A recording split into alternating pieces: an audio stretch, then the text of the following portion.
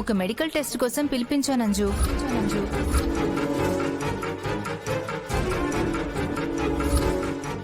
ఇదంతా మీ డాడీతో చెప్పాల్సిన అవసరం లేదు అంజు. ఇది జస్ట్ ఒక చిన్న ఫార్మాలిటీ అంతే.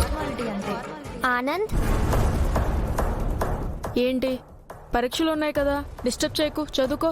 ఒక స్మాల్ డౌట్ రా. ఏంటి ఎగ్జామ్స్ కి సంబంధించిందేనా?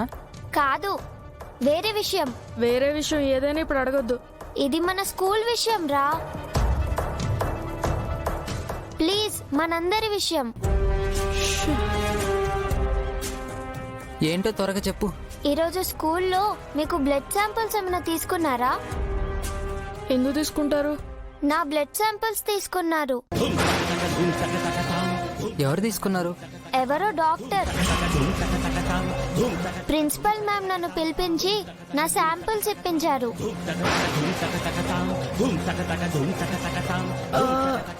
ఎందుకని నువ్వు అడగలేదా? అడిగాను. ఎగ్జామ్స్ కి ముందు స్టూడెంట్స్ కి మెడికల్ టెస్ట్ చేయాలని చెప్పింది. అందుకే మీ బ్లడ్ శాంపిల్స్ కూడా తీసుకున్నారా అని అడిగాను. లేదంజు, నా దగ్గర కూడా ఏం తీసుకోలేదే.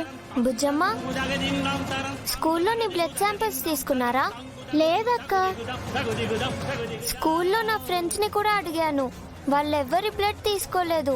నీ బ్లడ్ తీసుకోలేదు. నా ఒక్కదాన్ని శాంపిల్స్ ఎందుకు తీసుకున్నారు? ఇదేదో ఆలోచించాల్సిన విషయమే. డాడీకి చెప్పడం బెటర్. ఇప్పుడే సార్కి చెప్పండి, సార్ చూసుకుంటారు. పదండి, వెళ్ళి డాడ్కి చెప్దాం. ఆగండి, ఎక్కడికి వెళ్తున్నారు? కూర్చోండి, కూర్చొని చదువుకోండి. మేం డాడ్కి ఒక విషయం చెప్పాలి మిస్ అమ్మ. మీ నాన్న ఇప్పుడు కాస్త డిస్టర్బ్ గా ఉన్నారు, తర్వాత చెప్తురు గాని. లేదు మిస్ అమ్మ, ఇప్పుడే చెప్పాలి. వద్దని చెప్తున్నాను కదా, ఎందుకు చెప్తున్నానో అర్థం చేసుకో. అది కాదు మిస్ అమ్మ. మిస్ అమ్మ ఇప్పుడు వద్దంటుంది కదా అంజు. మిస్ అమ్మ మాట విను. అంజు, చదువుకో. మీ నాన్నకి ఎప్పుడేం చెప్పాలో అది నేను చెప్తాను. ఓకే మిస్ అమ్మ.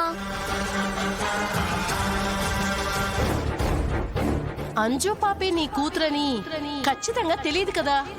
తెలుసుకుంటాను.